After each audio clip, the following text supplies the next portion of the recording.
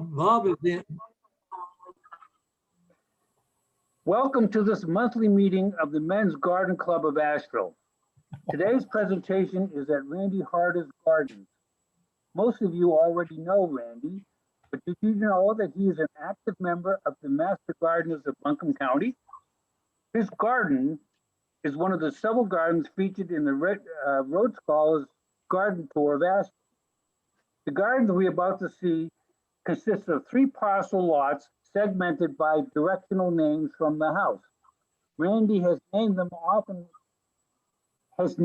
and often refers to them as garden rooms. After the presentation, I will provide hyperlinks to Road Scholar website, the NC State Plant Toolbox, and other quarterly garden tours. The pictures show a chronological compilation of many plant species. The photographs were taken over a period of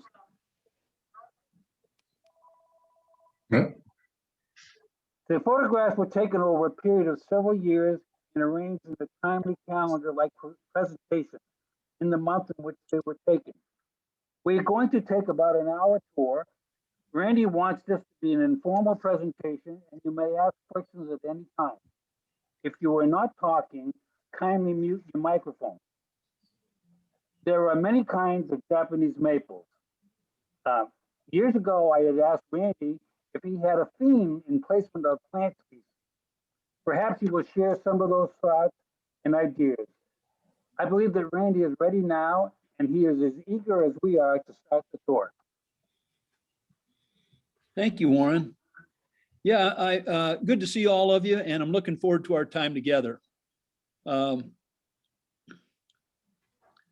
This forward arrow is on that right edge. I hope we don't have to lose something here. Most of you I've asked to make an estimate of the diameter of this flower in our first image. And the reason is many of the images we'll look at are close-ups. And in close-ups like this, you can lose the perspective of scale. So if I haven't heard from you yet, speak up and tell me what you think might be your estimate based on all that you have to go on as to what the diameter might be, and then I'll talk about it with you. How about you, Claude? What do you guess? 2 inches. Oh, I don't know. 6 inches? 6 inches, okay. Bob Sharp? 2. 2 inches? Yep. Yep. Dave Farnsworth with us? How about you, Jerry? You want the picture that's on the screen now? That's right. Oh, it's 3 to 4 inches. 3 or 4 inches, yeah. Okay. Is Dave Farnsworth not with us? Bob Sharp's with you. I'm here. All right. Now, hey, I'm pleased to be able to start this time together with this particular image. I'll tell you more about it.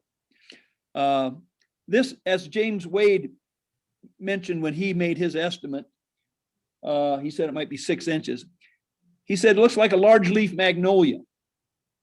And it is a large leaf magnolia. It's actually a cultivar of the large leaf magnolia known as Ashii. All right, so it's a magnolia, Macrophylla Ashii. I planted it in 2014. It's down here on the west slope of the property. And so it's been in the ground, 7 years this summer, maybe? And this is the first time that it's flowered. And I noticed this flower for the first time like 2 days ago. And it had not opened up. It was like a cylindrical white tube. And I took some pictures of it. And I thought, well, I'll get that at least into my presentation because I want to. And then I went out this morning and it had opened up. So the first time since I've planted this, a large leaf magnolia, Ashii magnolia, that it's flowered. And I took my measuring tape outside this morning after breakfast, and I measured the diameter of this flower. And it's 10 inches. 10 inches. And the leaves that you see there on this large leaf magnolia are larger, I think, than any native deciduous tree in our natural environment. I measured the leaves on this plant and they're as long as 16 inches. with a width of 11 inches. So interesting now. I'm going to click on, and the next images that you'll see are some Google Earth images. I think I have to slide that back then so that you can see the whole image. So these are Google Earth images of the property. And I have done some work with the folks at NC State that have the plant toolbox. And they also have garden galleries that include pictures from various gardens around the state. And they are the ones that encourage me to try to break up the property into what they called garden rooms. So I've done that. Randy, And, yes. we still have the picture blurred with a meeting is being recorded sign. I just dragged that off I just clicked and dragged that on mine, Jerry, to get it off Oh, center. okay, okay. Jerry, if you click on continue, it'll go away. Continue. All right. Very good. Hey, Dave Farnsworth, good to have you. Hello. Good. So, gentlemen, what you're looking at here is a Google Earth image from overhead. Thank you. And you're looking at the Clear Vista Drive. Our home is in the Clear Vista subdevelopment. Several of you have been over here. You know where I am. I'm not far from the Folk Art Center and the VA property. I'm about 1.5 miles off Tunnel Road. This property that it was developed in the middle to late 90s. And it was a piece of property that was owned by the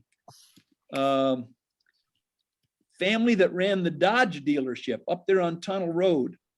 Someone will remember the name of that. The name slips my memory right now. But that family is the one that owned this rural property, kind of an old farmstead, pasture land. And we lived further out Riceville Road prior to moving here.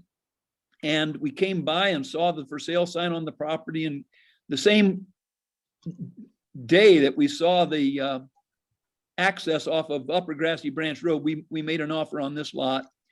And that was July 4 weekend, 1996. And then it was a little over a year later when we began to cut in that drive off the road. And it was actually February of 99 before we moved in. So we've been in this home 22 years. We designed it, built it ourselves, and it was just pasture land. And so everything except for this canopy of mature oaks, everything that's on the property pretty much is what we've planted here. And this is what I call the east garden or the east lawn and border. This next image shows the view as you come up the drive towards the house. I don't want to have to be dragging that every time, but that's what I call the north lawn and border. All right.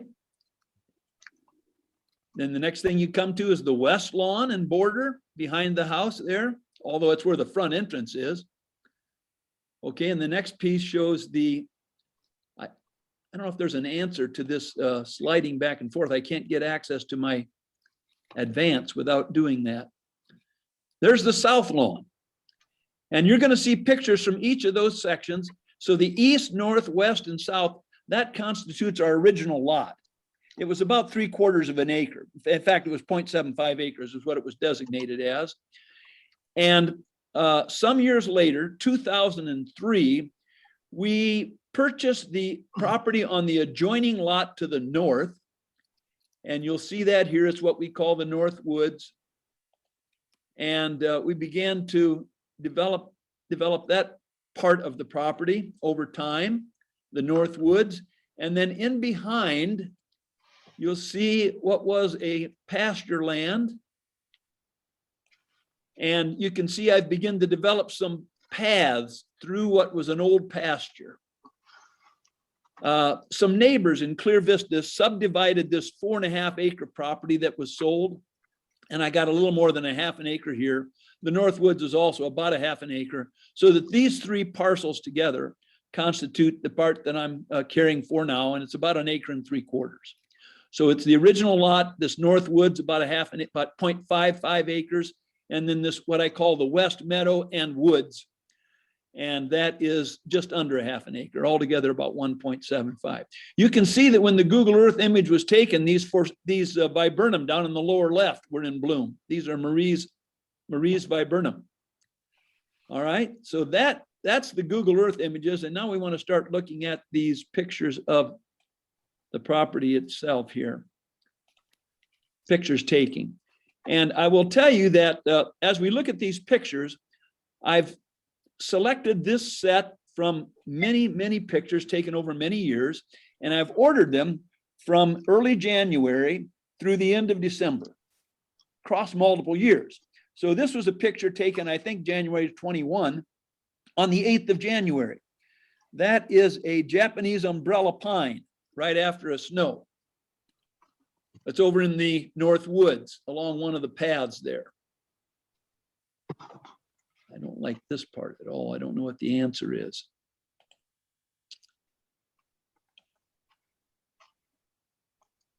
There is a Gelina witch hazel and looks like some rime ice or a heavy frost, January. Most of the pictures are taken in very recent years, but a few go back as early as 2012. There's a moonrise looking off to the east. You can see that it is a moonrise because you've got a few trees there on the lower left. You can see those.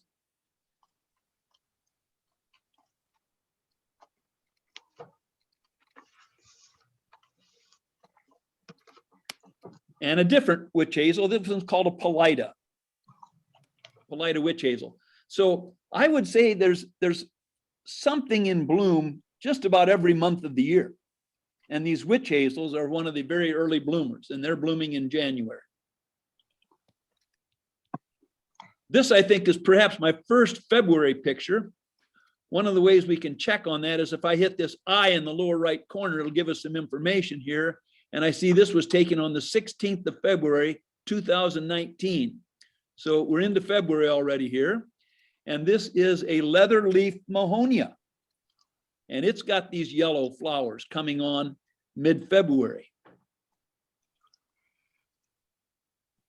Now, I'll have a few pictures here and there like this one that are more distant views, mountain scenes. We're up on a ridge that's about 2430, gets as high as 2435 or so. And we're looking down on the Swannanoa River Valley, a little less than 3/4 of a mile down to the Swannanoa River, where the elevation is less than 2,100 feet. So we're about 350 feet above the level of the Swannanoa River. If I look a little bit south of this view here, I'm looking over towards our greenhouse, our horticulture center. But I like this image because it shows the clouds lying down over the Swannanoa Valley. This high peak in the center here, or to the left of center, is Jesse's High Top, down towards Swannanoa. And the ridge in the foreground is part of Jones Mountain, where is the Eastmore development, if some of you are familiar with that. The first European settlers in the Swannanoa Valley came out of Old Fort area and they settled on Jones Mountain. And they were not here very long. The Indians killed the man of the house, and the wife and the daughter hustled back to Old Fort. But that was the first efforts at Europeans coming into the valley, and it was right there on Jones Mountain, just to our east. So here's an early bloomer, February. You'll recognize that. That is a hellebore or Lenten rose, covered up in snow.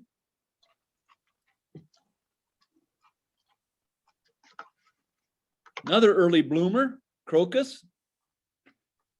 Got a little bee working on it there, looks like.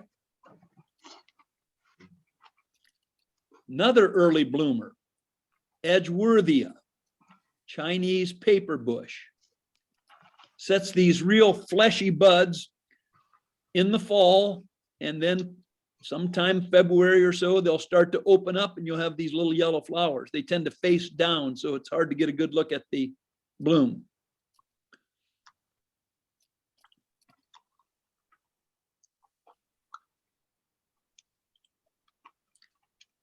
All right, here's another early bloomer. That's the Jelena witch hazel. And in the background, a monkey puzzle. Monkey puzzle is native to the mountains of South America.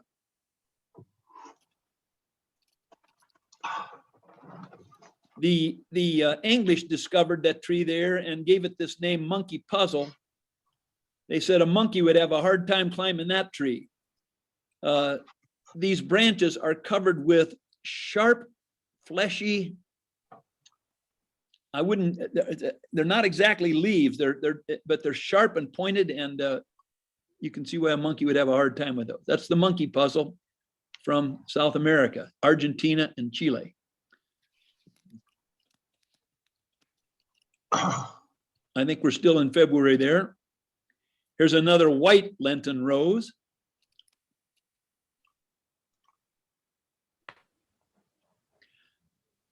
I shoot a lot of these shots in the close-up mode on my little point and shoot Nikon. Does a good job with these close-ups.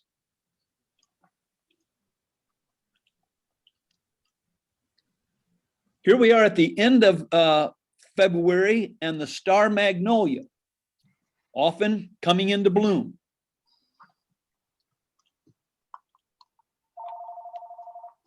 This particular picture was taken on the 29th of February, 2012, I believe. And that's why I included it in this photograph. It was taken in leap year.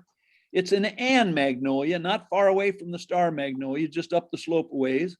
And so it also comes into flower sometimes early, in part because I've planted this particular tree right up against the south side of my garage. And so it gets that warm reflecting sunshine, which will tend to bring these flowers on early. And of course, it subjects them to the potential frost also. This is the first image in March. And that's a young little buckeye tree. When I bought it over in Tennessee, we were over there going down towards Gatlinburg. Before we got to Gatlinburg, there was a little store, wasn't really a nursery, but they had a few plants in pots, and I brought this one home. It was labeled a red buckeye, but its flower is not red. It has stayed small like a red buckeye will, but the flowers are yellow. So I'm not exactly sure what I have. I've since planted a red buckeye adjacent to this one so I can watch them side by side. The buckeyes are one of the first trees, native trees, to leaf out. And so here we are early on in March. This particular image is taken on the 3rd of March, 2019. And I like this image because of that big mature oak in the background there behind the buckeye. So we're into March now. Here's another bloomer, Cornus moss. So it's in the dogwood family.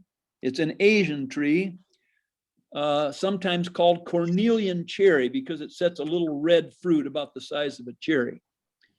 Blooming here early March. Another early bloomer. This is a spike winter hazel growing in my north woods. Something I've planted there. I've got several different winter hazels. This one's the spike winter hazel. Daffodils start coming on in February.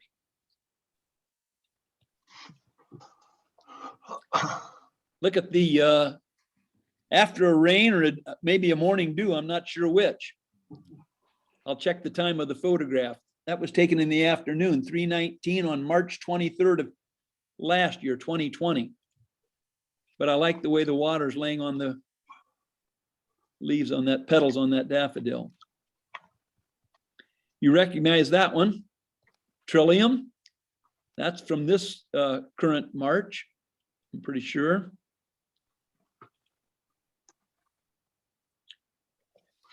That image, I think, is taken with a flash. And so it's really lit up the flowers on that Ann magnolia beside the garage. And in the background is the star magnolia, and you can tell it's pretty much in full bloom. The date here is March 23.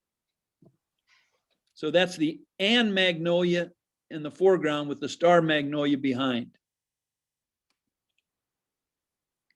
And there's a picture of the star magnolia in full bloom, just about that same time, yeah. This is the view outside the south-facing side of the house, to the left as you see the house from the street. So I'm looking off to the south, looking off to Cedar Cliff and Little Cedar Mountain. This is Cedar Cliff just above the Magnolia, and the little one to the right is Little Cedar Mountain. The cove that lies below these two peaks is the Billy Graham Evangelistic Association property, which they call the Cove. That's their training center. So that's right outside our dining room window. We look out that way, right across I-40, right across our horticulture center in that view. I like this image. It shows one of the buckeyes. This may be the red buckeye with that leaf bud beginning to open up.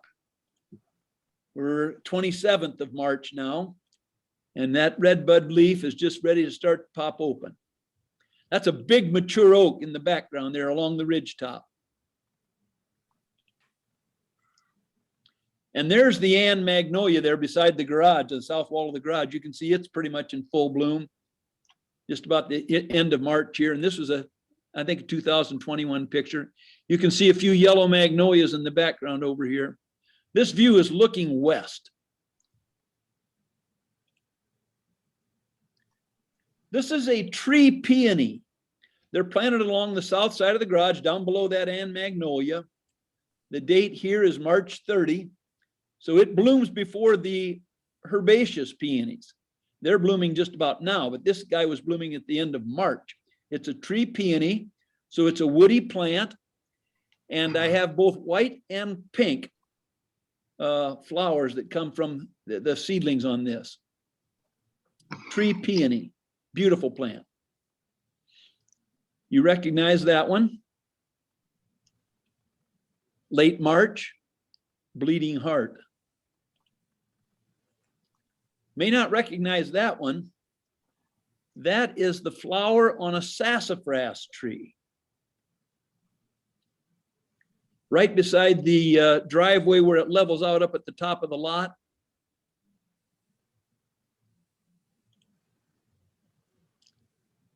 I like this image as well.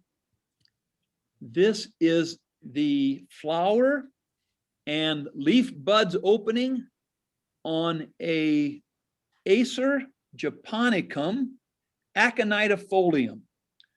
That's an Asian maple.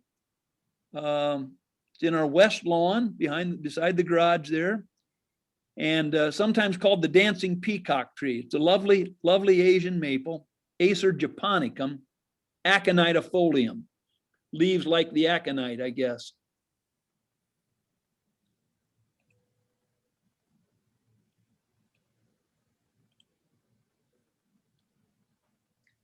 And this is a double white daffodil blooming down in the west meadow. Planted a lot of daffodils, also some daylilies, crocuses, out there in the middle of those elliptical grass paths. You recognize that one? That is a sweet shrub over in the North Woods. Flowers haven't quite opened up yet. Yeah, we've been talking about wildlife. Little bunny down on the driveway. I see him quite often here. How about that one, guys?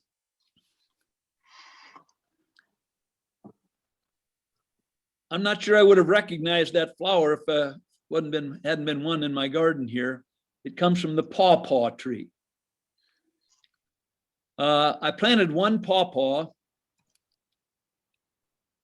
and it didn't flower until several years, and the plant seemed to come under some stress, and I was seeing some cracks in the bark, and it was putting out lots of suckers. And I don't know whether there's suckers that help this plant to pollinate like this and get flowers, but that's a pawpaw. Randy, what's the size of that flower? Excuse me? The size of that bloom? Oh, I would say that's probably a couple inches. 'Cause Two I to 3 see- inches, see maybe the 4 at ant the on most. that? 4 at the most. You see the ant on that? Yes, of course. So if that ant's a half an inch, Jerry, that might be a 3-inch blossom. Yeah, I would think so. So we got a little, yeah, depending on the size of the ant, we got a little clue on the scale there. Either that or it's a monster ant. Here's a view from the street, guys, looking up the driveway. Let's see where we are in the calendar here. This is April 11. We've come into April now. And I asked myself that question because I can see the viburnum are blooming in the lower right. Also on the left edge, more of the same viburnum. That's a Marie's double file viburnum. These juniper that are planted along my retaining wall were 1-gallon plants from probably Home Depot, somewhere like that. 1-gallon plants. I planted them 6 feet off this retaining wall. And I remember at the time, I'm wondering, what should I put between these junipers? Now, I didn't plant anything, and here they are. Now I'm pruning them off the retaining wall. You can see where the center of the plants are. You got kind of a raised center. And they've spread that full 6 feet down to the retaining wall. I think I planted them 8 feet apart. There's about, I think, if I remember right, 17 of them coming down along this retaining wall here. They've done a good job. The purple plants are crimson pygmy barberry, and I've used those quite a bit, and I like the color contrast that they give. You see a little barberry here in the lower right below that viburnum. This is a Carissa holly beside the mailbox here by the driveway, Chinese holly. You've got a blue spruce here in the left of center, and over to the side of it is a cedar, a Himalayan cedar, Deodora. We're blessed with these mature oaks that run all along the ridge top. 20 some oaks with circumference 5 to 10 plus feet.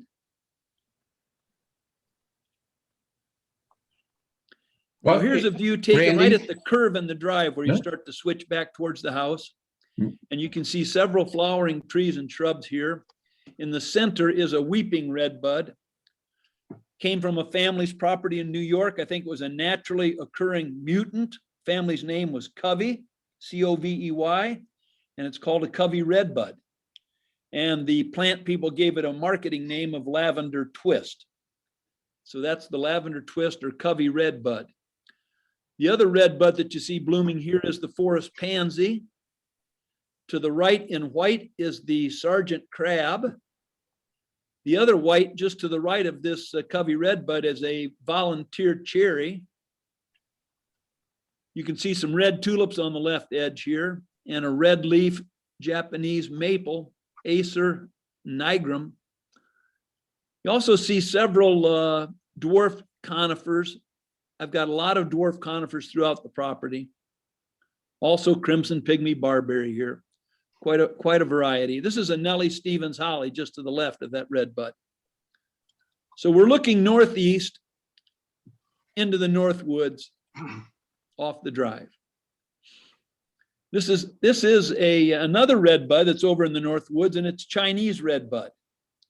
So I was able to catch these new leaves while the flowers were still in bloom there. Chinese red bud.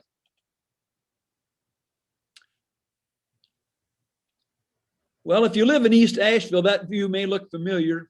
It's, I think of Lane Pinnacle as kind of the counterpart to Mount Pisgah. What Mount Pisgah is to Western Buncombe, I think of Lane Pinnacle in the east. If you're around River Ridge Mall, or if you're coming across 40, as you approach exit 53 there by Reynolds High School, you'll see these mountains.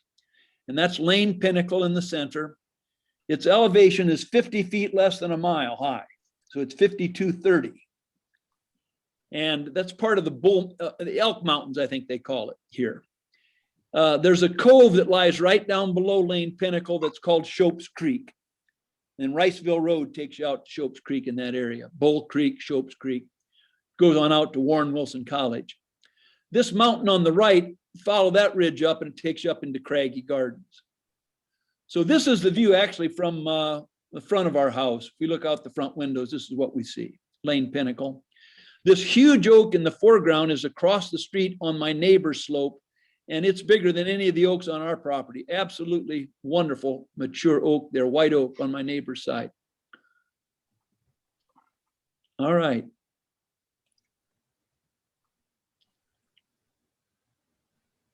There's a cardinal up on the Nellie Stevens Holly right outside the dining room window on the south side of the house.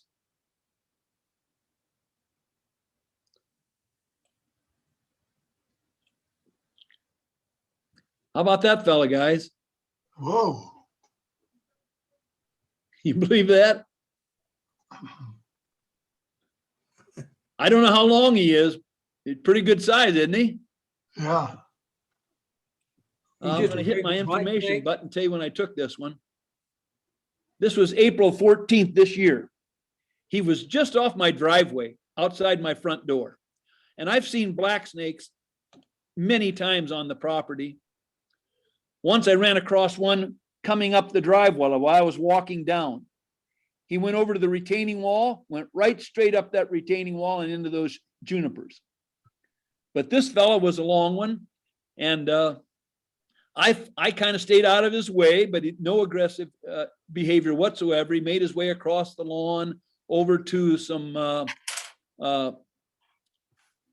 ridge rock behind my garage and, you know, crawled down into the rocks. This is another one of the tree peonies, white bloom this time. Like, is that my neighbor there, Ed? Yeah. Hey, good, Ed. I got a shot from your lot here coming up. All right. This picture is from those north woods. This is Halesia diptera. Diptera, that DI prefix means that the seed pod has two sides. There's another Halesia that goes by tetraptera, and it has a four-sided seed pod. I have both of those plants. Gives you this early bell-shaped flower. Later on, I've got an image of the seed pod, but that's over in the west woods, excuse me, north woods, just above Ed's house there.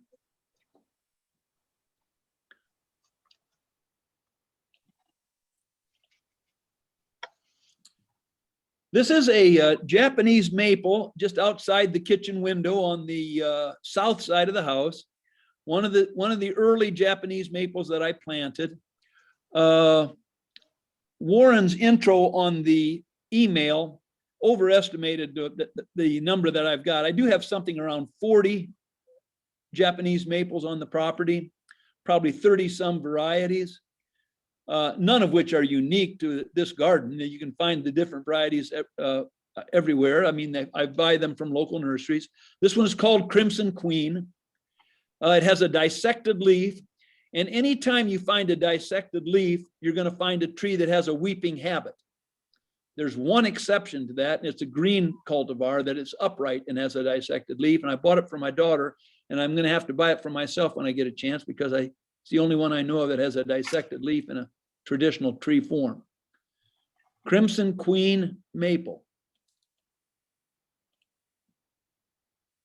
Another Japanese maple. Isn't that a beautiful leaf? Mm. It's called Emerald Lace. Bought that at the Botanical Garden sale. Booth just a couple over from ours. Now this view is from the front, I started to say the front of the house because our front entrance is on the opposite side of the street side. You have to come up the drive to get to the front door. So here you're approaching the front door on the drive and you're looking to the north. That is the largest of all the Japanese maples that I've planted. Didn't really quite expect it to get that size. It's up over the gutters now. It's called a Sherwood Flame. It's a spectacular specimen, but it's a little larger than I would desire for that spot. But you know, right plant, right place. That's the first principle that the master gardeners teach. And this is one that I wish was probably a little further from the house. I did tip prune it just before the 2017 Master Gardener Garden Tour.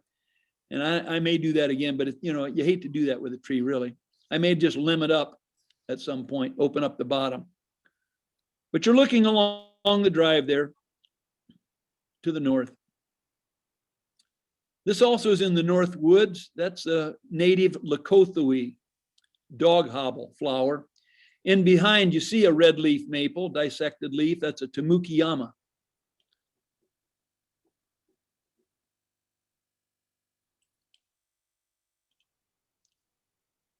And that's the view along that top path in the North Woods. Now, let me tell you a little bit about this North Woods property. Ed, I don't know, I forget when you bought your house, Ed, but we bought this piece of property in 2003. Yeah, 2010. Okay, so 2003, we bought this lot that's just to the north of our original lot. Yeah. And it was a wooded lot. It was steeper than our lot. And it was pretty much full of invasive plants. There was a lot of tree of heaven. There was a lot of, what's the rose that is one of our Multiflora. multiflora rose up over my head down in there. Yeah. Lots of bittersweet, lots of Japanese honeysuckle. And of all of those, I'm still finding the honeysuckle more than anything else. Bittersweet's pretty much under control. The tree of heaven I cleared out. Also privet, there was a lot of privet in there. So this property was full of invasive stuff. Now, what I did with this property, it was too steep to for any much turf at all. And so what I did was, along this top row that we're looking here, there was an old tractor path. And this path, I sowed grass and just followed that old tractor path. And then I began to plant and mulch on either side. Of course, there's a lot of mature oak, so there's a lot of leaves that come down that help to smother out anything anyhow. But then below this top path, I put 3 more paths. One coming off the curve in the drive, that's the next one down, and then 2 below it. The last one just above the road cut. And then these 4 paths are connected with a sloping path that runs off the far end of the one you're looking at here. Connects all 4 paths. We'll have another slide later on that'll give you a better look at this. But this is the North Woods, and I've continued to do lots of planting in here, trees and shrubs. I tend to think of the landscape process, design process, or planting process different ways, but one way I think about it is in horizontal layers. So that, you know, you're blessed if you have mature canopy trees, because if you don't have them, you're not going to have them anytime soon. But so we were blessed to have these canopy trees, 100 to 200-year-old oaks, mostly white oaks, some red oak. There's a few mature hickory in here, not as mature as the oaks. And then I think of the understory trees. So the understory trees mostly are ones that I've planted, and a lot of those are Japanese maple, but also lots of native trees, different varieties. And then underneath or between these understory trees, shrubs of all kinds, both evergreen and deciduous, flowering otherwise. And then most recently, then I've worked at the ground layer. My first interest, I would say, was trees and shrubs. And so you could probably say that the property is more of an arboretum than a garden. Lots of trees, lots of shrubs. But as the space filled in with trees and shrubs, I've become more interested in the ground layer, because that's about the only space I've got to work with at this point. So I've done more with perennials and so on. So the other thing I'll say to you that Warren remembers from our conversation is that I've been pretty intentional about some bold color mixes in the plantings. A lot of purple leaf Japanese maples, crimson pygmy barberries, smoke bush, and so on, gives you the purple foliage. I will intentionally look for yellow foliage, like the little tree you see on the left is an orange dream Japanese maple. I'll look for blue colored foliage, both in evergreen and deciduous. And then, of course, the various greens. So there you'll find reds and purples and blues and yellows and greens intentionally mixed throughout the garden. So this is that top path going across the woods. So I walk that pretty frequently. This image is Rivers European Beech. It's a purple leaf beech. You wouldn't know that from this image. These are the fresh leaves of that river beech. Soon after they've come out, I'm going to hit this I button and it'll tell us it was taken on the 20th of April of this current year, 6:46 p.m. And when these fresh leaves come out on that river beech, they're this kind of color. And they're all lit up by the late evening sun. That's almost 7 o'clock p.m. So that sun's coming out of the west over by the parkway, shooting across the ridgetop right through these leaves. And that lighting gives an interesting look. Look, notice how you can see this almost this hairs on the edge of these leaves here of this beech tree. Rivers European Beech. This plant is over in the North Woods. These are relatively new leaves. This is another winter hazel. Coralopsis is the Latin name. I can show it here. Coralopsis spicata, which means it's a spike witch hazel. Aurea is the name, which means gold. And you can see why they would give it that name. But what I like about this early image is the purple that you see on these, I don't know what you'd call those. They're not really leaf buds. Maybe they are leaf buds, but and these little nodes that you see along there. And even on the leaf itself, you see this chartreuse colored and then intermingled with this lavender shades coming through. Very interesting. This particular plant is valued for its foliage. I've never known it to bloom like the other winter hazels, but it's valued for its foliage. Here's a shot from near the driveway down across the east lawn towards the street. And you're looking through the leaves on that river beech in the foreground here. And you're looking down across this. Here's a purple crimson pygmy barberry. And the yellow tree here is Acer shirasawanum Jordan. So it's a full moon maple, and the cultivar is called Jordan. And it'll take some sunshine, and this one gets a lot of sunshine. Japanese maples in general want some shade. When I bought this, the guy said, this will take sun. And it's done pretty well. As a young plant, I would get some little burnout in the late summer, but I'll just prune that back, and it's done well. It's just gorgeous this time of year. You see some white blooms on the edge here. This is Father Gilla blooming. More of it in behind this Jordan maple. Those are Father Gilla blooms, one of my favorite spring and fall native shrubs. See a couple of crimson pygmy barberries in there too. That's a close-up of that Jordan maple. It's got a red flower, yellow leaves, gorgeous plant. There's a lilac, I think it's Palaban or Miss Kim. I think that one may be the Palaban. One of several deciduous azaleas up on that top path of the North Woods. This also is just off that top path in the North Woods. It's not a gladiola. What is that one? Iris. Iris. And in behind the iris is a Tamukiyama purple leaf maple. Yeah. There's a shot just off the drive, right at the curve, looking into the North Woods. And you see this mix of shrubs that I like the color mix here. Barberry in the foreground. Here's a Chamaecyparis. The Chamaecyparis are known as Hinoki cypress. I've got a bunch of those plants. They're just tremendously diverse, interesting, in various colors, lots of yellow ones as well. So this is a Chamaecyparis called Spirited. In behind here is a little cultivar of the Norway spruce. And here's a little dwarf Leland cypress on the left edge. This red maple is Acer palmatum nigrum. Some other trees that you would know back here. This one right here is a yellow wood. Again, that's one of my favorite trees. It's a wonderful native plant.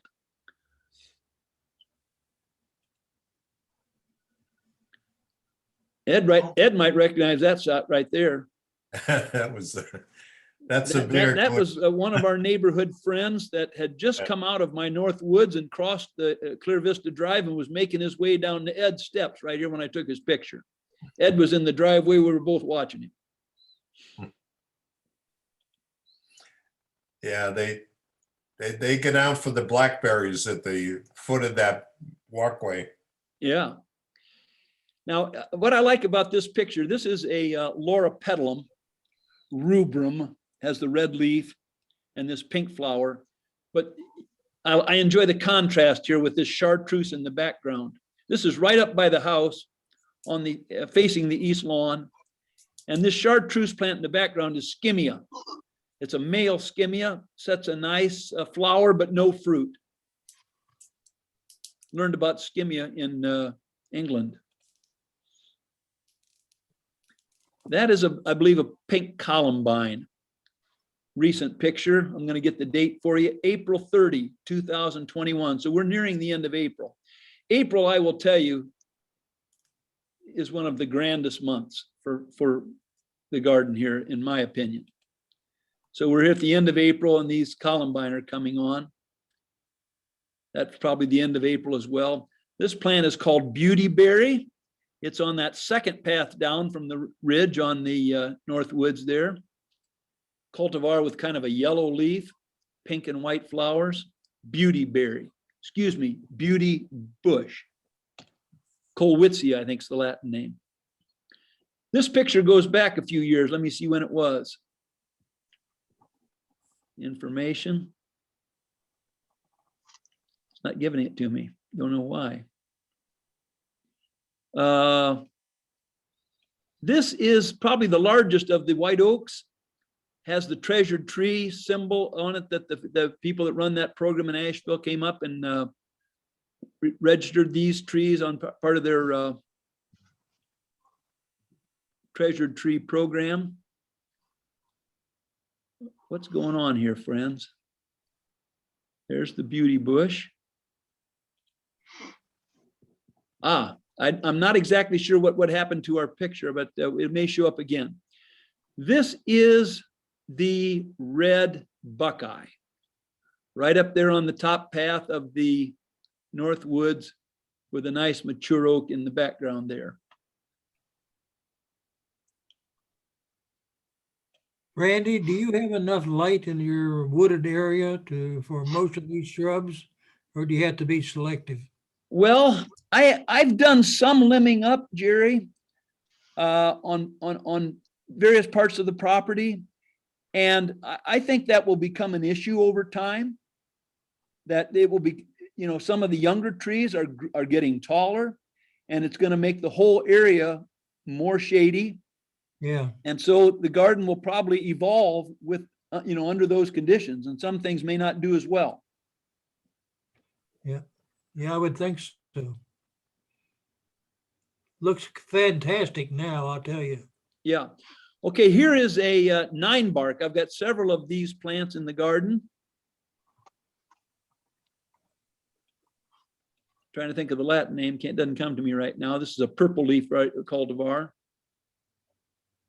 Another columbine there with some nice yellows in behind. Now there's one you may not recognize. I wouldn't have before I got the plant. It's another sweet shrub, Calycanthus, but it is a cultivar called Venus. There's another cultivar called Athens that I may have in this set. I don't know. It has a yellow flower, but this one is almost looks like a magnolia bloom. And it's much larger than the sweet shrub flowers. That flower is probably 4 inches across. Wow. Sweet shrub, Venus. Tom, what's Tom's last name? It Mills? does all this Talking about Tom hybrid- Mills? What? Are you talking about Tom Mills? No. I'm talking about, he's with University North Carolina University. Oh, I know who you mean. The guy down at the experimental station, Yeah, Tom Rainey. Tom Randy, yeah. He's doing all these hybridations of sweet shrubs. Okay, oh, great.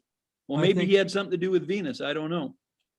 Yeah, he This did. flower here, gentlemen, is from the tree styrax, Japanese styrax, snowbell it's called, blooming over in the North Woods. I've got a couple of them. One is called pink chimes. This one is the white flowered variety. And I've got some seedlings too that could probably use a good home, on the pink one especially. Styrax. You recognize that one? Green and gold ground cover, right along some stepping stones there over there in the North Woods. How about that one, guys? No idea. Allison suggested that might be a Virginia bluebell. If that may be correct. I did not know the name of the plant. I think I got it from some master gardener friends. But in behind, you see the purple leaves, and that's a royal purple smoke bush. Virginia bluebell. Third path down over in the North Woods.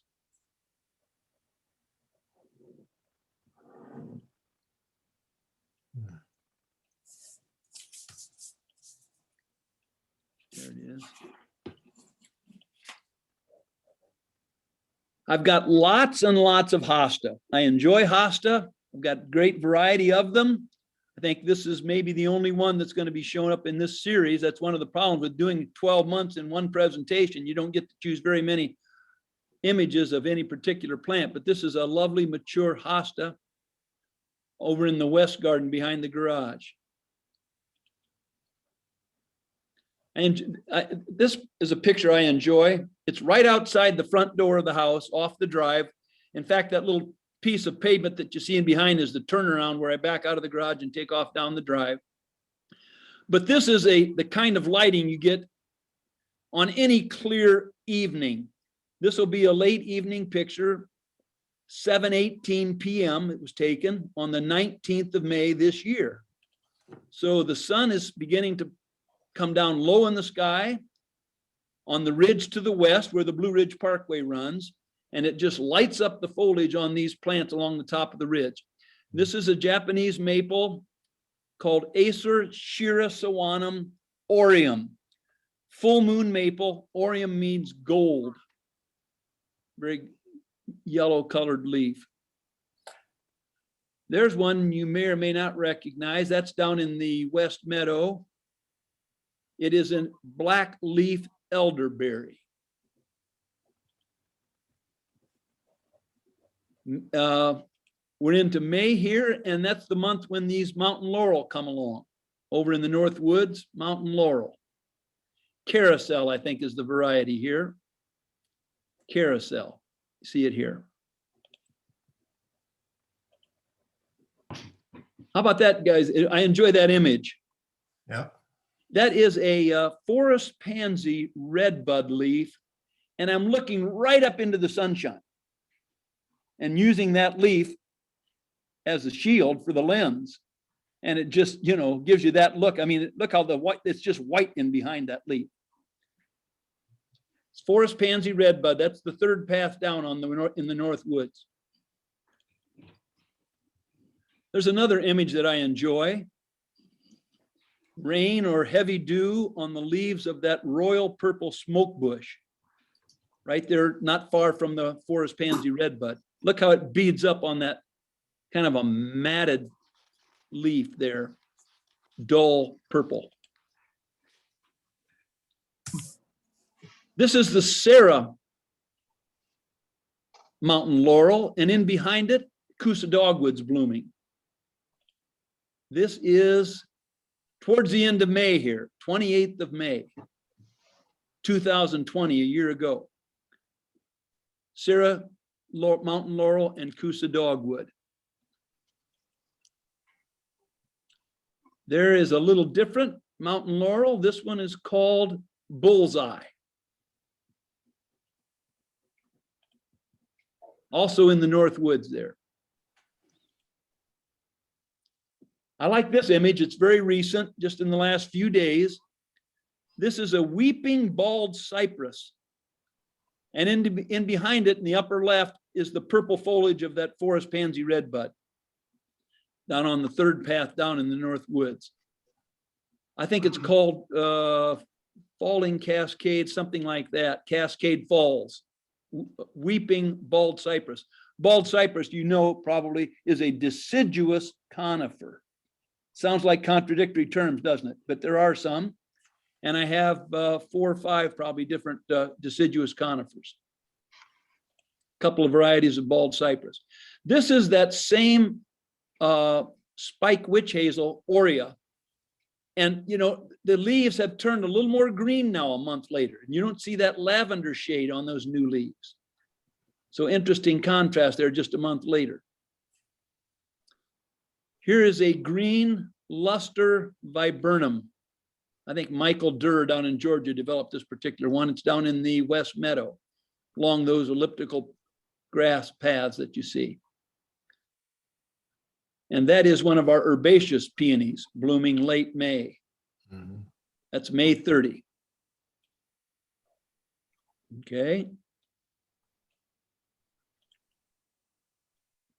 If a good rain comes along, you know what that does to peonies, don't you guys? Yeah, it knocks them right down. It sure does. Okay.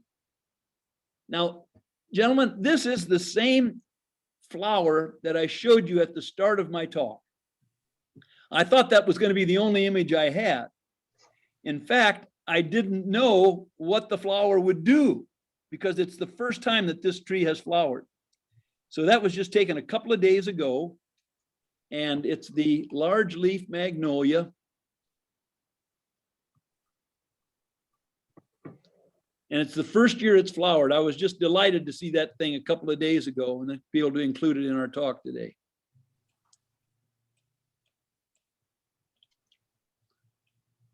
This is frustrating here, this having to hunt this advance.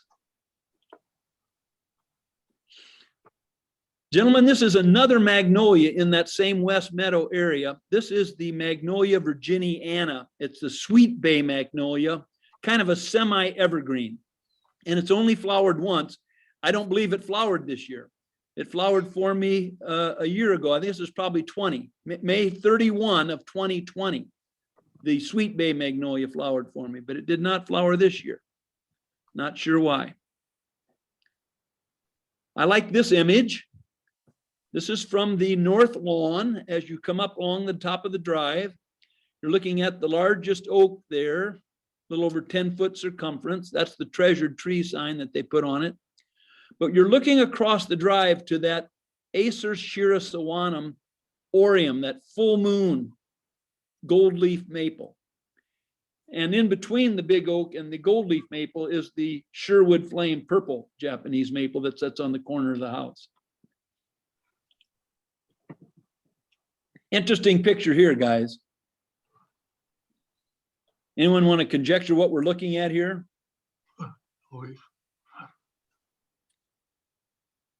That's a leaf on a large leaf magnolia. It's not the Ashii. I have 2 large leaf magnolias. One is the straight species. It got knocked over by the bear, but it's still hanging on. But this may have been before the bear got it. I'm not sure. This is probably a couple years old. I'll look at the date again. This was June of 20. It's a year ago. So what you're, and I look at the time. This is 7:51 p.m. So that's important because I'm looking from the east side of this leaf towards the setting sun. And what you're seeing is the shadow of some of these grasses up on the screen of this large leaf magnolia. Now, I told you at the start that the leaves on that Ashii were some of them 16 inches long, 11 inches wide. It's the largest leaf of our native trees, large leaf magnolia. So I like that image. This is another shot of that top path in the North Woods. You're looking at the oak leaf hydrangea. There's 3 of them, all a little slightly different cultivars, looking towards the house. Blue spruce down here. This is a Stewardia in bloom. This is 24th of June now. I had a lot of pictures from April and May because there's so much going on. June, there won't be quite so many. There's June 24th, Stewardia. It's a Japanese tree, beautiful bark, smooth bark. Gentlemen, that's a shot right straight from the house, I would project, I think so, and right up the Swannanoa Valley. You're looking right up the Swannanoa River Valley towards Warren Wilson College and the town of Black Mountain. And you see these ridges coming back and forth on each side of the Swannanoa River. In the foreground here are some of those invasive tree of heaven. They were on my property when I acquired it, but I've cleared them out, but they're all along this ledge across the street from the house. Ed, the neighbor across the street, the neighbor next to you took theirs out, but the next one down still has them there. Yeah. All right, next one.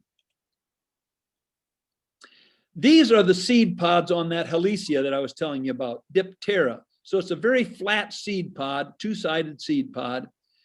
Snowbell is the plant. So these are the seed pod that sets after those white snowbell flowers. The Tetraptera is a very similar seed pod, but 4-sided.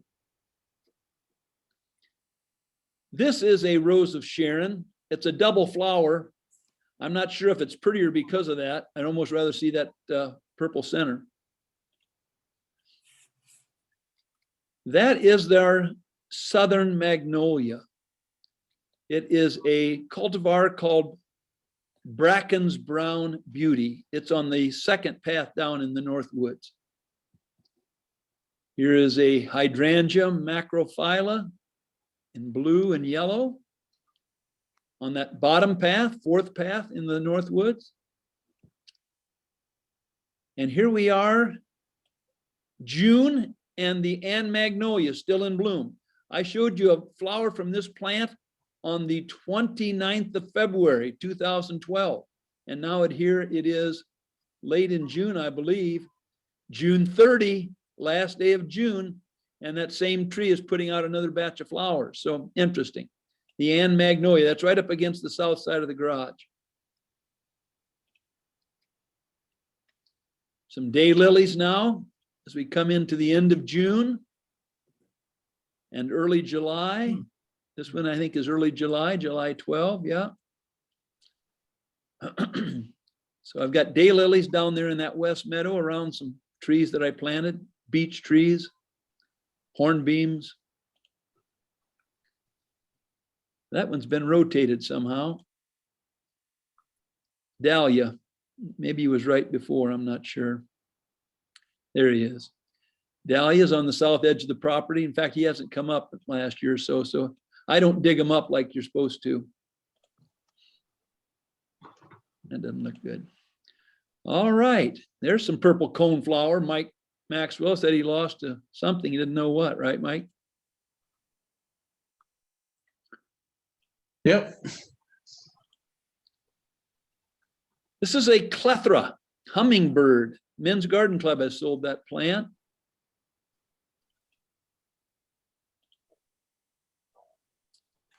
And there's that the view to the northeast there, Lane Pinnacle. Ed, you've probably got a similar view down off your I property. do. Yeah, right off the deck. Yeah.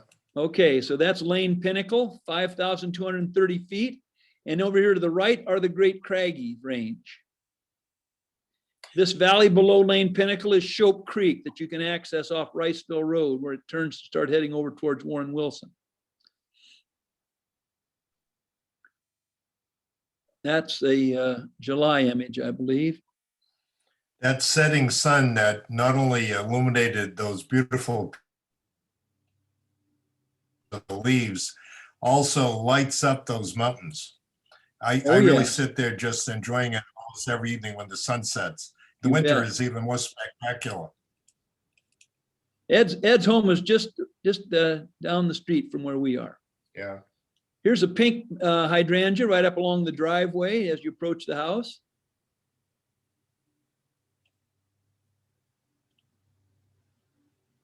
And this one is down in the West Meadow. It's called vanilla strawberry, I believe. It's a paniculata rather than a macrophylla. I like that image. That's the blue star juniper. I've got 3 or 4 of them around different places. Great color. This is a volunteer viburnum, maple leaf viburnum. And it flowers, of course, and then it fruits. And this is on the 9th of August. And we're looking at the fruit on that maple leaf viburnum. That'd be over in the North Woods.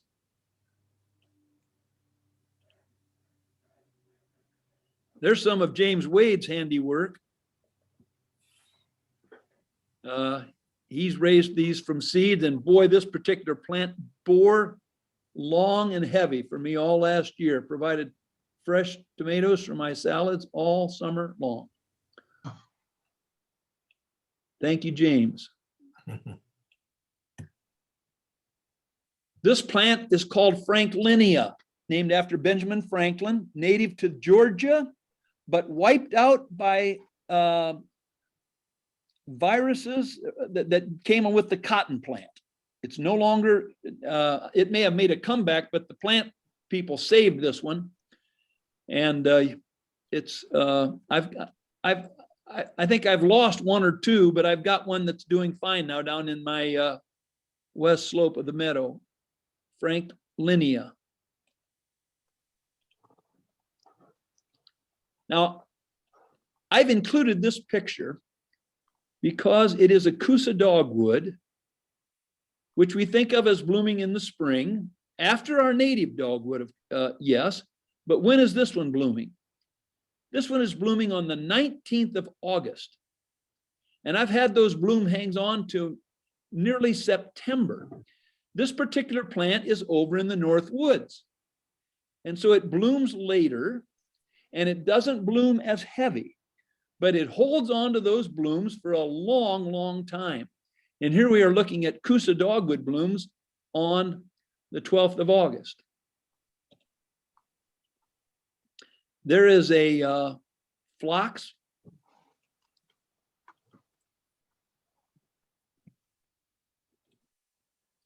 That's the seed pod on our native southern magnolia.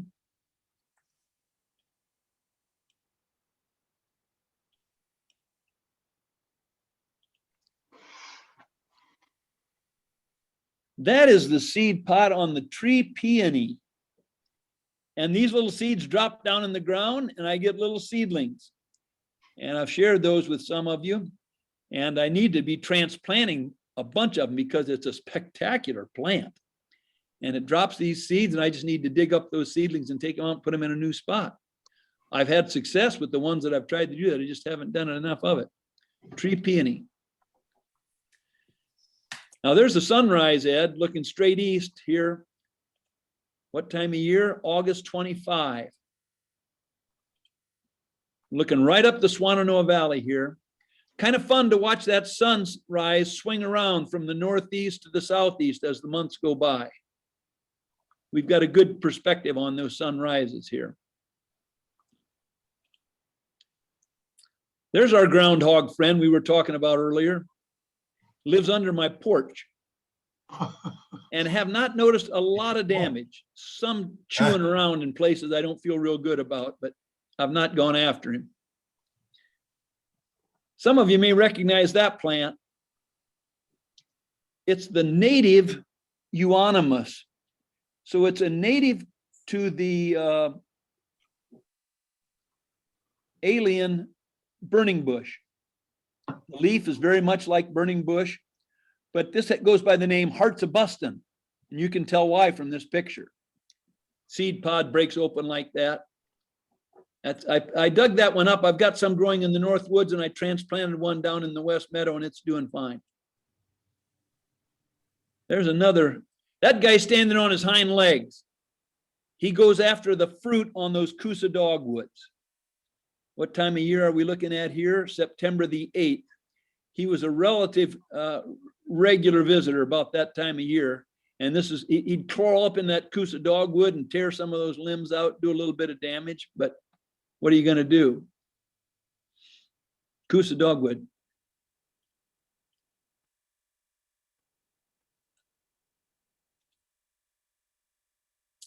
Now there's a flower. I don't know if anyone recognized that one. Almost looks unreal, doesn't it?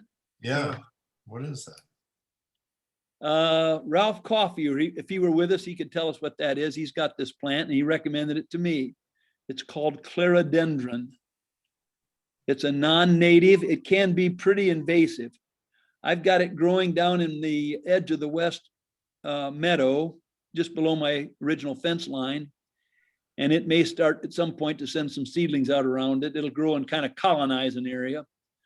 But this is blooming in September, I believe. Clerodendron.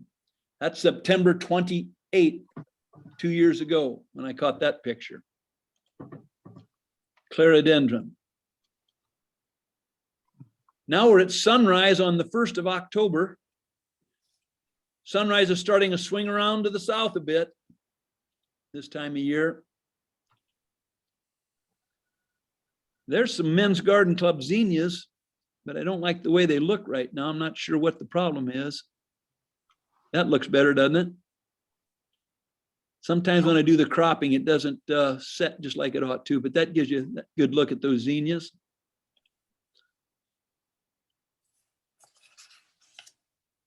All right. Now here is an image looking west. So what's happening? The moon is dropping down below the horizon. It's a full moon. So what's happening at the same time?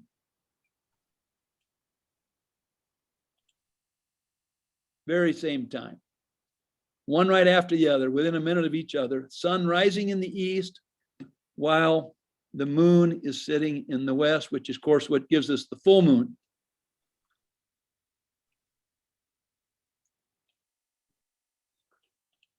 October the 2nd. Here's one of our little squirrel friends that we were talking about earlier.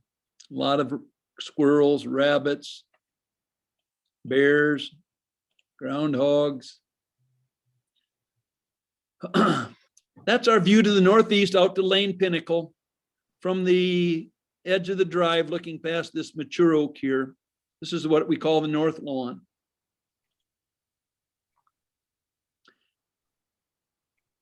This is a Japanese maple in the west lawn. It's that aconitifolium, dancing peacock, great fall color. Father Gilla, one of my very favorite native shrubs. And here's the reason why. Just fantastic fall color and also some pretty white spring blooms that I did not show a close-up of, but had, I think, one image that showed him in a distance. Father Gilla Mount Airy is the cultivar. I've got about 10 or 12 of these along the drive and a bunch of others over in the woods. Nice plant. Solomon Seal starting to change colors here. North Woods. Here's a view from the driveway looking off into the North Woods right on the slope there as you're coming up the hill. That's Sergeant Juniper. Got a red Japanese maple here called Sharp's Pygmy, burning bush you see at the top. This is a buckeye, bottle brush buckeye, fall color. I'll bet you know that one, some of you. Where do we get that kind of color? Coming in wild down in my west meadow, sumac. Proliferating down there. I'll pretty much let it go for a while. Let it take the space it wants. This is a strawberry hydrangea down in the west meadow. Fall color on the Gelina witch hazel. Here you're looking across the east lawn to the mature oaks across the shrub border. Let's see where we are on the calendar, guys. October and November are the other 2 months that get a lot of pictures. This is another deciduous conifer called the metasequoia or the dawn redwood. And those yellow, it's a yellow leaf cultivar and they're starting to go brown. They'll be dropping off here as we get into November. That's the fall color on the Stewardia, Japanese Stewardia. Chinese snowball, viburnum. When is that blossoming here? November 5. Now, most of the blooms will come earlier in the year, but we had some blossoms, November 5. This is the golden rain tree, Ed, that's right down near your driveway, next to the street. Yeah. I like this picture. You're looking up into the limbs of the big mature oak that hangs over the drive, white oak. That again would be one of my favorite shots of the border on the driveway, looking from the east lawn across the drive over into the north woods. These are Father Gilly in the foreground. Chinese juniper, Sergeant's juniper, got some burning bush and Japanese maple reds over there. Great fall mix of colors. That is a Japanese maple in the north lawn called vitifolium, grape leaf, vitifolium. Camellia blooming in November. Glowing embers, Japanese maple, north woods. A white camellia blooming just in the west yard. This is paper bark maple. Now, Ed, you talked about the mountains getting lit up. This is a morning shot looking to the west. Some of our neighbors' homes down here in the lower foreground. Yeah. Looking over towards the Blue Ridge Parkway, runs right up that ridge. And now we're looking east and these trees are lit up. This would be a late afternoon shot. Time here is 4:12 p.m. on November 26th.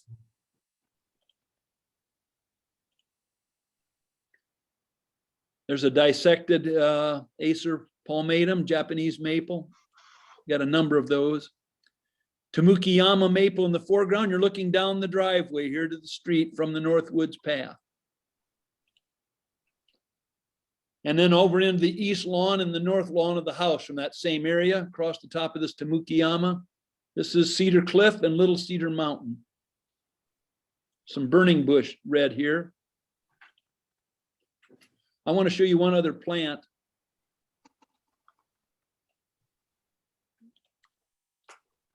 Underneath this dining room deck here, you see this rounded plant here. That's the Edgeworthia, Chinese paper bush. That thing has absolutely flourished in that spot. It's just below the deck. It's in the southeast corner. It's protected from the northwest winds. It's a zone 7 plant, so it's got a warmer microclimate over here on this side. The other thing it's got going for it is that I've got downspout water coming down through hoses down alongside of that thing, keeping it really well watered. And it has just absolutely flourished there. Full of flowers in the February season. We saw the images earlier. Okay. How about that red hawk?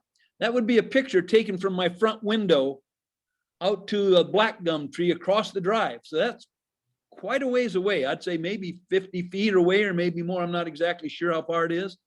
But the little zoom on that handheld camera without a tripod gave me a pretty good image. Now, what I like about this picture is it shows better than anything we've looked at so far, the paths over in this north woods. This is the east lawn in front of the house looking to the north. And so you see this top path coming across. The Chinese juniper along the drive, both sides. And then here's the second path that comes off the drive. Now, running along the distance here behind my neighbor's house is another path that slopes down. You can just see a trace of green running down through here. And that's a path that connects all 4 of these paths. There's a 4th path down here behind this Bradford pear that you see orange. And we're talking, this image is on the 1st of December, and we still got some nice fall color. But I like the way you look at these paths in the North Woods. Give me just a moment to tell you how I laid out these paths. I had a long 2x6, probably 12-foot 2x6, I'm going to say. And I set it on edge, and I put one edge of it right here on the edge of the driveway. And this was just completely undeveloped. And I told you it was full of invasive plants. You see lots of dwarf conifers in here now and so on. That's the planting since 2003. But I took that 2x6 and I laid it across this slope. And I found a spot that was level with this point on the drive, and I put a stake in the ground. And then I moved my 2x6 down, and I moved it another 12 feet down, found another spot on the same level as that first stake, and put another stake. And I moved across this slope on a series of stakes that were on the same level as this point of the drive. And then I took my hand shovel and I began to cut and fill to create this level space for this path. Could have done more cutting and more filling, because as you know, that land that tends to settle over time, and I would have been a little better off to have a sloping into the uphill side. That's the way they build our roads, isn't it? If they're going to cut into a hillside, they'll slope it into the hill. Mine tends to slope it slightly the other way, which means I got to work at keeping that other edge. But anyhow, that gives you a good picture of the paths over in the North Woods. Now, when you come up this third path here and you're walking towards the house, there are stepping stones, because this is the steepest part of the land, that bring you from here up to here. And then there's stepping stones that take you down to the fourth path that runs along the road cut. And then on the far end, you've got a sloping path that connects all four. So I'm glad to be able to share that image with you there. There's a monkey puzzle I don't think I've had in any of my other slides, or maybe I did. Yeah, I did talk about the monkey puzzle from the South Andes Mountains. These are crimson pygmy barberry running red here, and the Chinese Sergeant juniper. There's a blue spruce here, Montgomery blue spruce, and these are 3 Coosa dogwoods around that monkey puzzle. How about that one, guys? Take a look at that image. What's going on here? Snow. Looks to me like it needs to be rotated one more shot. And I don't know why it's not, because I rotated it. See if that's good. Yeah, that's the way it should look. This is a Harry Lauder walking stick. That's the common name. It's a corylus, hazel, and all these twisted branches. And little tiny branches, and look how this soft feathery fall snow has piled up on top of that little branch. Fascinating. This is probably taken the same day from very nearby, near the front porch, looking to the south. This is a Tina Sargent crab. I could show you other pictures of it in flower with this red crimson queen maple in behind it, but I chose this winter picture for the Tina crab. There's another camellia in bloom. This time we're talking about the 9th of December. So just every month we've got something blooming. There's a shot along the border near the drive, purples and blues and greens and yellows and reds. This is a Nandina called Firepower. And it is does not flower, so you don't have to worry about it spreading. How about that fella? He was showing off his stuff, wasn't he? Yeah. Right in the driveway, outside the front door. This, I think, is the last picture in the series, guys. This is Shiny Dancer Viburnum, developed, I think, out at our mountain experimental station. Maybe Tom Rady had a hand in this one. It's called Shiny. And this picture was taken, gentlemen, on the 31st of December, 2020. So that's the very last day of the calendar year. And we still got some fall color with this guy here, 31st of December. And there's the picture we started with right there. So thank you for your indulgence here. A bit over our time, but I hope that was enjoyable for you. Very good. Very good. Thank you very much. Thank you, Randy. Absolutely. Absolutely. Any questions or comments? I'd be happy to interact with you.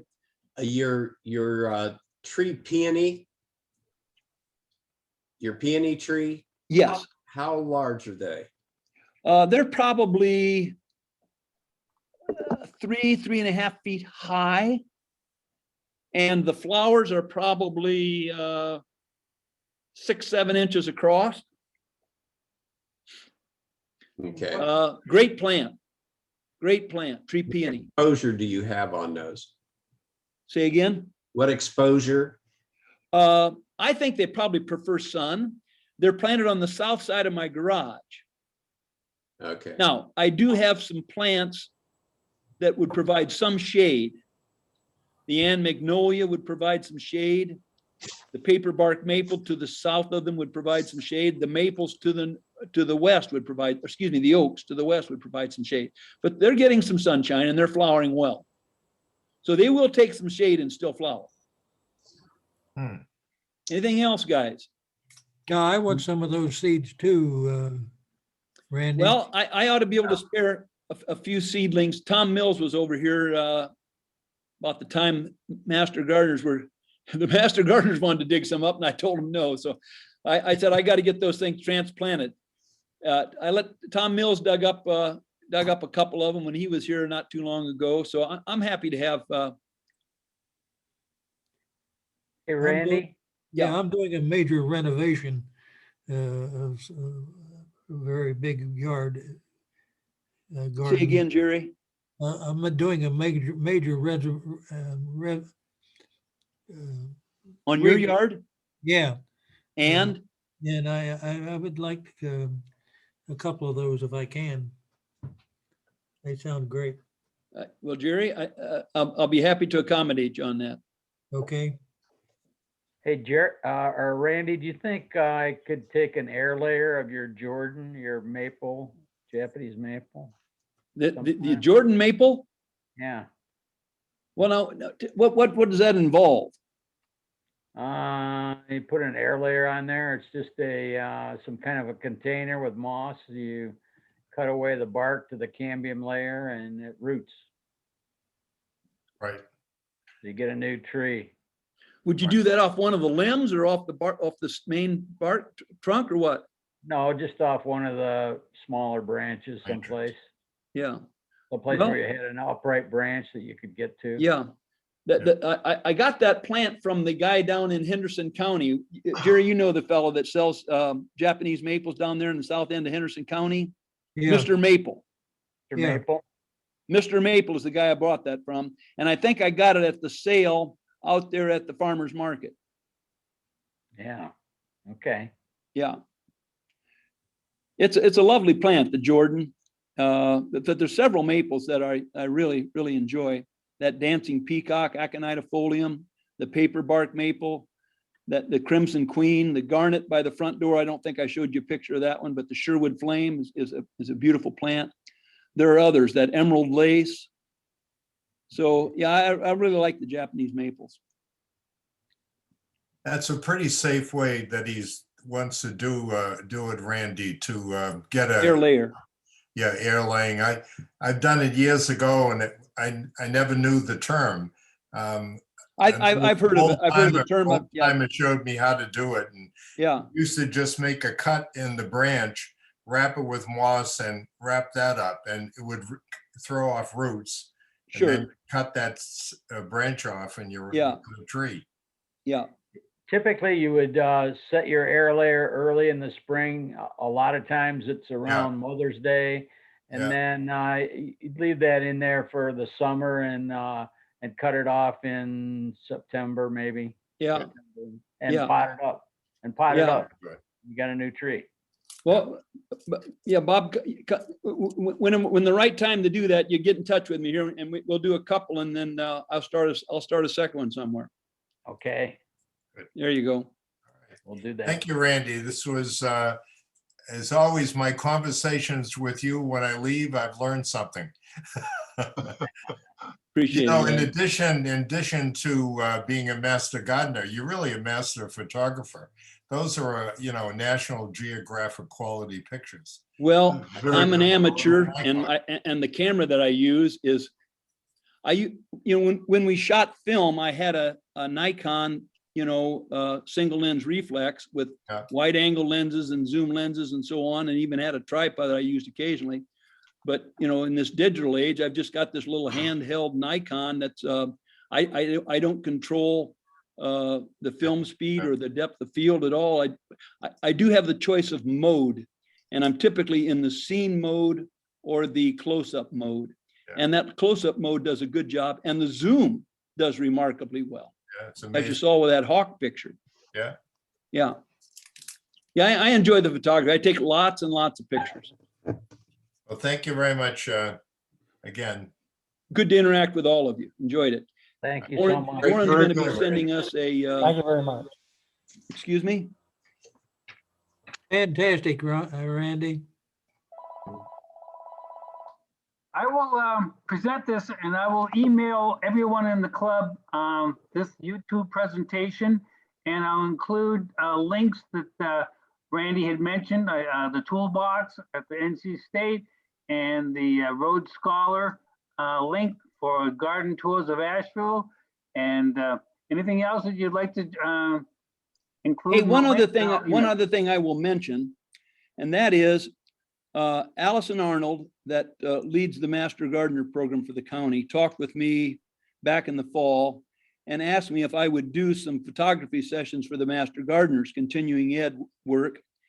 And I did the first one of those, I think it was early February, and it addressed only the months of November, December, and January. And then we did a second one for the months of February, March, and April. And I will be doing May, June, and July, and then August, September, October. So they'll get 4 sessions. Now I mention that because some in our group are Master Gardeners, and I would prefer that the Master Gardeners not see the images from those last 6 months until I've done my sessions with them. So I'll forward them to the Master Gardener group when we finish doing those sessions. The other thing that I will do is I will forward to Warren or else the whole list here, the sessions that I did for Master Gardeners on the months of November, December, January, and another session on February, March, April, because you'll see a similar number of slides that we saw today, but for only 3 months. So you'll see much more variety for any given month. Randy, how often do you give tours of your garden Well, to look, groups? Several years ago, the Men's Garden Club had a class at the College for Seniors at UNCA. Oh, yeah. And our team organized that class. And on the last day of the class, they visited the garden here. And I think that was the first tour that I did for anyone other than family and friends, you know.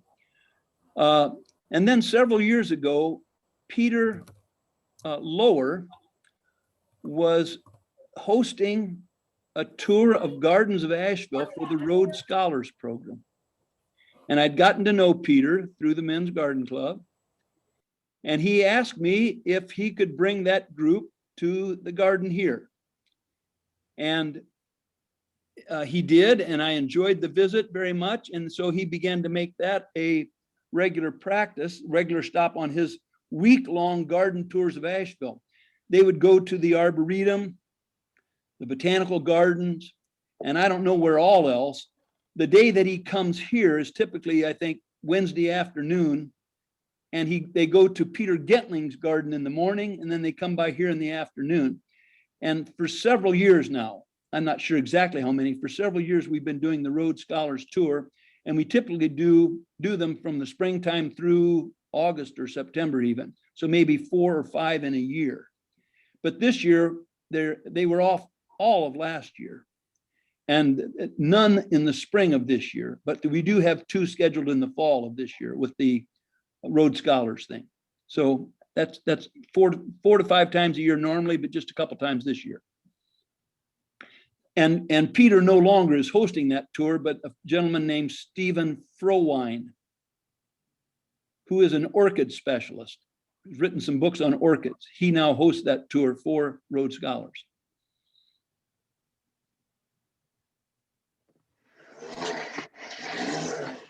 All right. Hmm. Thank you, guys. We shall conclude the recording now, unless there are any more comments. Warren, thank you for hosting this for us. No problem. No problem. I think I'm done. Goodbye. Oh, Good to see you all. Enjoyed it very much.